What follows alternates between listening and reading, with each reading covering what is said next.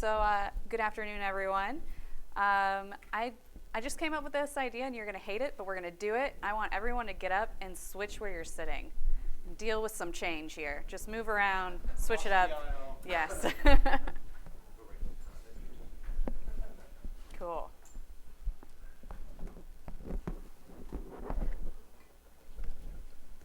Thanks for playing along.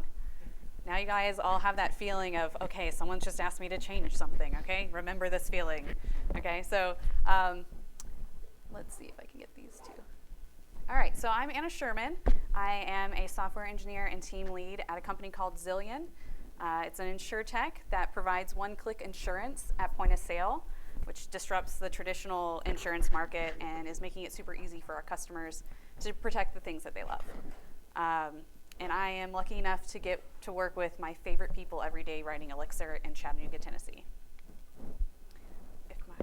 I'm using the wrong clicker. This is why. Okay, here we go. Yeah, okay. Outside of work, I'm an organizer for Include Chattanooga. This is a nonprofit tech meetup that focuses on diversity and inclusion. I'm also an organizer for Chadev, which is a tech meetup that puts on co-working days, lunch and learns, and socials to provide opportunities for community and education in the developer space. I'm vice chair of the Chattanooga Technology Council, or ChaTech. ChaTech provides professional development and networking opportunities in the Chattanooga tech world. I'm the former chair of ChatTech Women, and through ChatTech, I am helping to organize a conference called Scenic City Summit, and you should all check that out. It's August 21st. Also, plug, City Elixir is a Chattanooga-based conference put on by Bruce Tate right here, which is October 23rd and 24th, so come out and check out our awesome city. And And I know NervesConf is happening like the day before too, so lots of fun things happening in Chattanooga. You should come and check out our cool town. So when I'm not at a tech event, I am playing board games with my friends. This is my current obsession. It's called A Handful of Stars. Kind of hard to find, but if you're interested, I will talk to you about it. It's really fun. I also like painting along with Bob Ross. So now that you probably know a little too much about me, let's talk about change. Change is inevitable. We deal with change every day in the tech industry. We face changing business requirements that we need to adapt to, and we deal with workplace changes, like the addition and subtraction of team members. I posted a question about what change you guys are dealing with right now, and this seems to be one of the big ones, like you've been acquired by a company, or so you're onboarding a bunch of different and new developers and dealing with the clash of ideas and things like that. We go through peer review processes that sometimes require us to change how we initially decided to implement something. Also, to compete in the modern world, we must always be looking to innovate, and innovation is born from change. It's not only just changing what you're doing, but changing the way in which you've always thought about how something works. Dealing with change can make you more flexible. The more change you're a part of, the more perspectives you gain. You become more understanding of the world around you and let go of toxic thinking like, why doesn't everyone just do it the way I've always done it? Sometimes you can experience this with teams that haven't had to iterate recently. So like, I know some of you guys are dealing with like, why do people want to stay in these old ways? And it's because they've had a hard time of letting go of, this is how I've always done it. Why can't we just continue to do it this way? We experience growth when we change. I once heard that if you do not create change, change will create you. That is to say, either you initiate change or change is going to be thrust upon you. Either way, at some point, you're going to have to deal with change. So we can see that change is necessary and usually a good thing, but we all know that change can be hard. It's simultaneously a natural thing and something we as humans often feel the need to resist in our guts. When I asked you all to like get up and move around, wasn't there something inside of you that was like, ooh, I don't know if I want to do this? We find ourselves frustrated when presented with the idea that we need to change or something we've created needs to change. And doing research about change and why as humans we have this instinctual resistance to it, I came upon an interesting article from a chemical perspective. The article talked about the concept of activation energy. This is the minimum amount of energy required before the chemical reaction or the change can ever even begin. The more complex and difficult the reaction, the more activation energy is needed. So this is very applicable to us as humans. We can sense that activation energy and what's needed to do something. We can feel defeated when we've just used a great deal of energy to get where we are and then someone asked us to change something. We can feel frustrated out of the exhaustion of it all. So change is also hard because of natural fear. Fear that we might lose something of value during the change. We fear that we might not be able to adapt to the new ways. These fears by themselves can be hard to overcome. So let's take a look at a clip of a team trying to solve a problem after their business requirements have changed. Oh, I don't know. We don't have volume. I should have tested this. Someone is shouting pivot a lot. Pivot, pivot, pivot.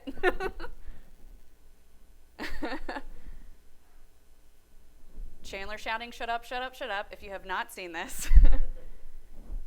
And Ross admits to saying, I don't know if it's gonna pivot anymore.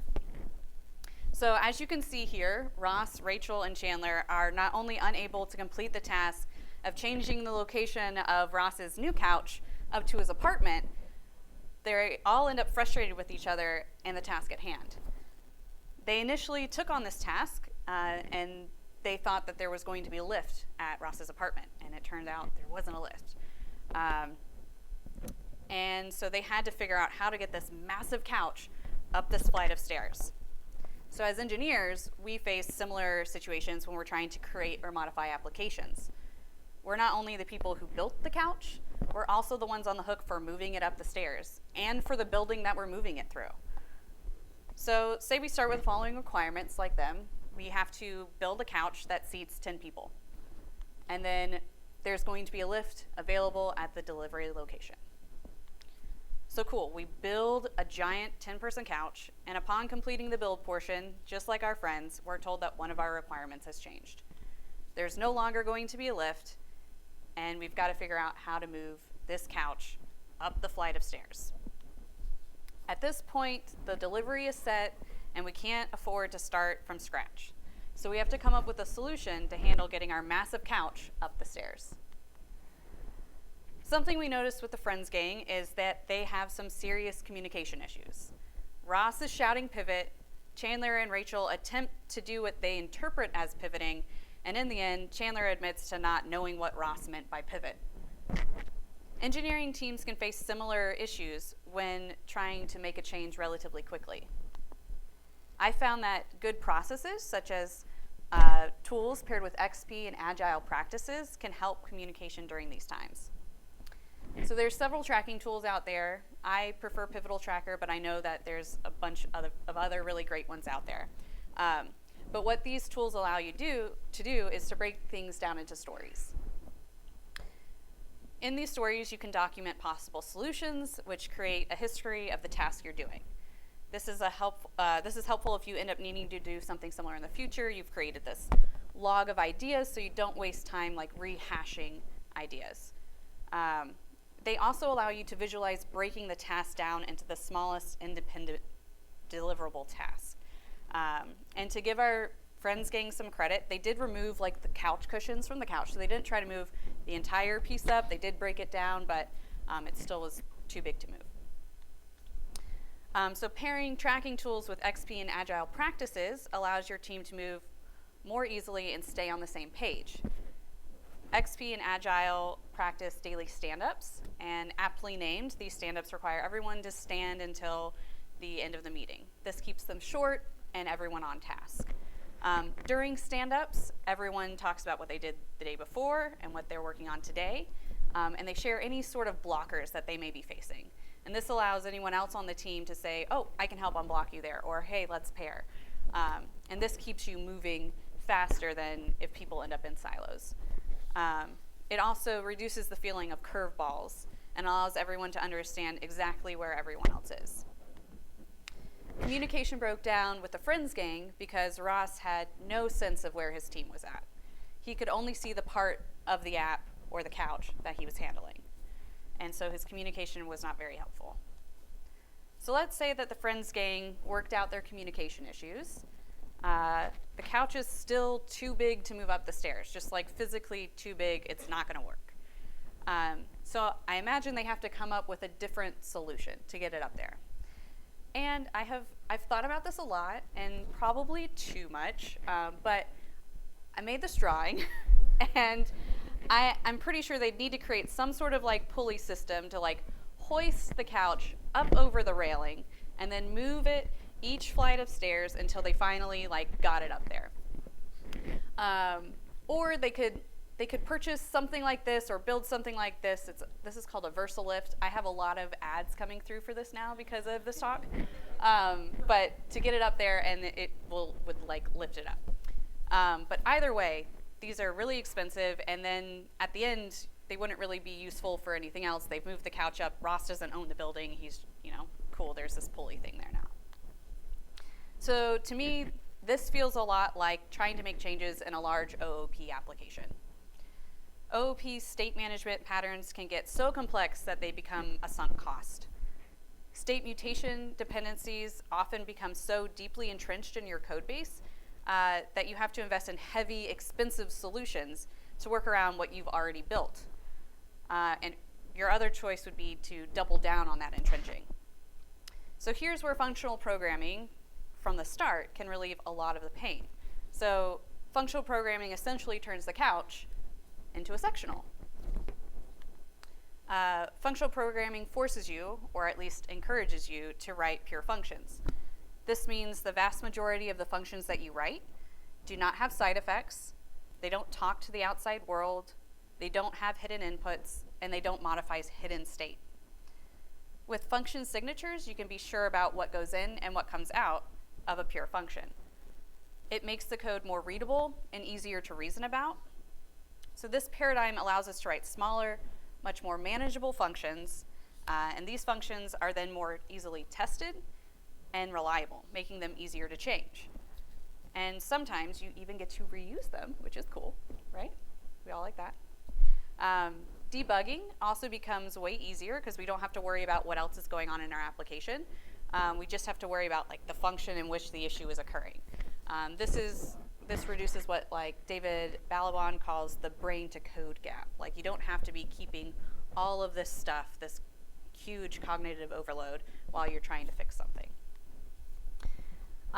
And then you get to reclaim all that energy that you would have spent on language structure and state architecture and put it straight into solving the fun part of the problem. By keeping our functions smaller and simpler, we require much less activation energy when it comes time to change something. So now that our team has chosen to create a sectional couch, we are more than ready for any future changes. So thanks, functional programming. But let's talk about one more thing. Even if you write functional code and your team communicates and uses good processes, being asked to change something still feels instinctually bad. Whether it comes in the form of PR comments about the way you implemented something or your initial requirements change, we all find ourselves feeling like Chandler, shouting in our heads, shut up, shut up, shut up. Like, I don't want to change. I've done this way. It works. But it could be better, or someone seeing something that you missed. These feelings stem from that fear that we talked about earlier, where we might not be able to adapt, fear that we might not be able to adapt to what's changing, or that we're going to lose something. Like we put all this time into building out this giant thing, and it turns out we could have done it in much less code. It feels hard to let that go. So if we can overcome these fears, though, and embrace change, then we can create incredible innovation and progress. I've struggled with how to do this. How do I just overcome what feels like an instinct? And here's what I found worked for me. And it may seem very cliche, but I tried the fake it till you make it. And weirdly, it seems to work for me. It's not like an instant thing. It's not like, oh, I'm going to be good at handling change. I'm going to be like cool when someone asks me to change something. I'm going to feel good about it. It's hard because feelings are different, right? So, but you can change how you react, right? So when presented with change, I would feel that gut-wrenching resistance, and I would choose to push past it. And the more and more that I've done this, the easier and easier it's become for me to be open when someone asks me to change something. And this has allowed me to progress not only in my career, but other facets of my life. So in conclusion, implementing tracking tools paired with open communication processes makes changes within your teams natural and seemingly seamless. Starting with functional code will relieve so much pain in your programming life. It will save you a lot of time, and we all know that time is money, so that's good. And finally, help yourself by actively choosing to be open to change.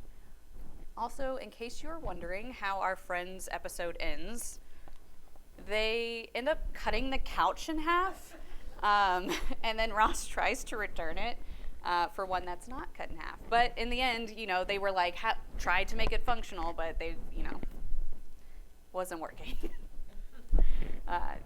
Thank you so much.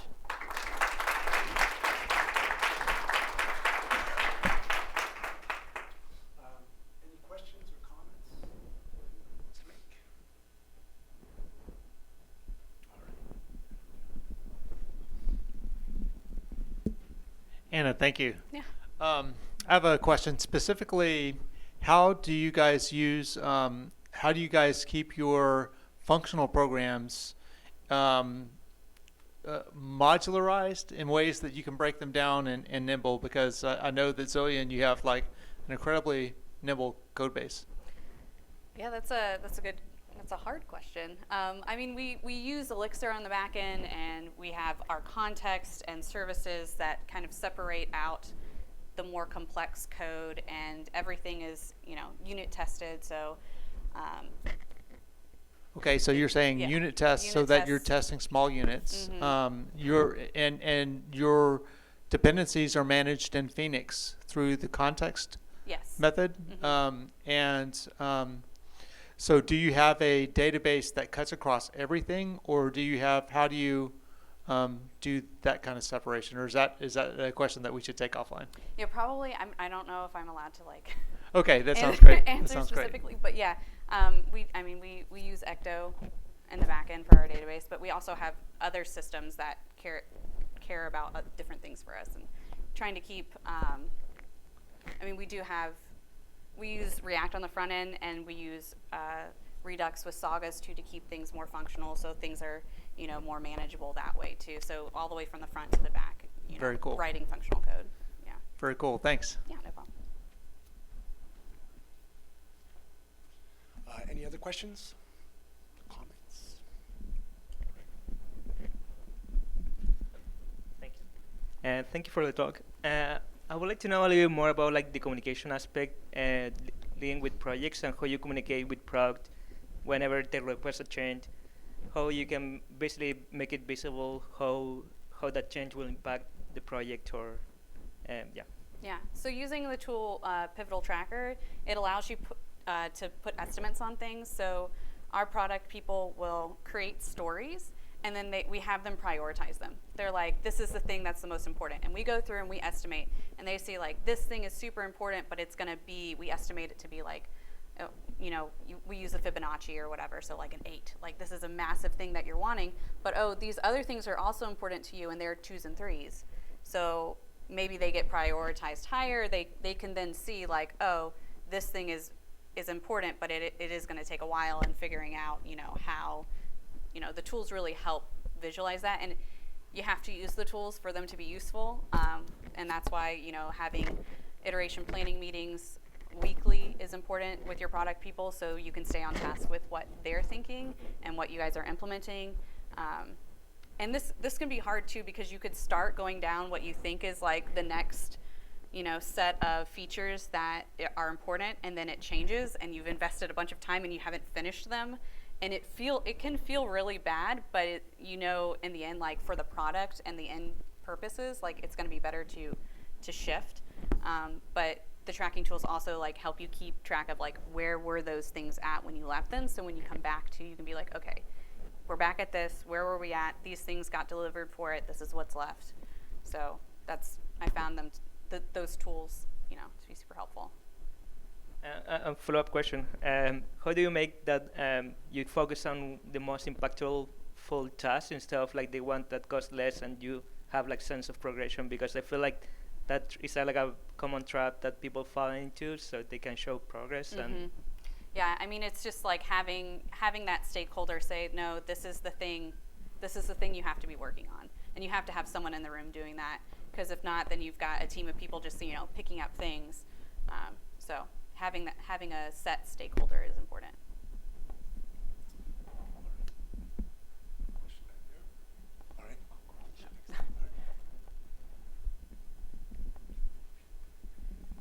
How do you feel that governance plays an important part, and do you use like your past, projects to kind of start that standard? Is it a living document you feel like when you are building out your projects? Yeah, we don't have a document that's like, this is how we do things, but I think, at a certain point when your team is growing, or you're about to experience that kind of explosive growth that I think companies do, I think it is important to create some sort of documentation to be like, we do daily stand-ups, here's kind of how they flow, we do iteration planning meetings, we do retros, and kind of having something like that. So when you're like, okay, because this is a thing, I don't know if I would ever do this, but it's a thing that companies do, and they onboard like 40 devs at once. That's a massive amount of management that has to go on. And if you don't have those processes in place and some sort of documentation that says like, here's how things work, everyone's going to be like, I don't know what's going on. Do you know what's going on? And you've got like a bunch of people running around. You can only manage so much with word of mouth and going back to one single person that has that knowledge.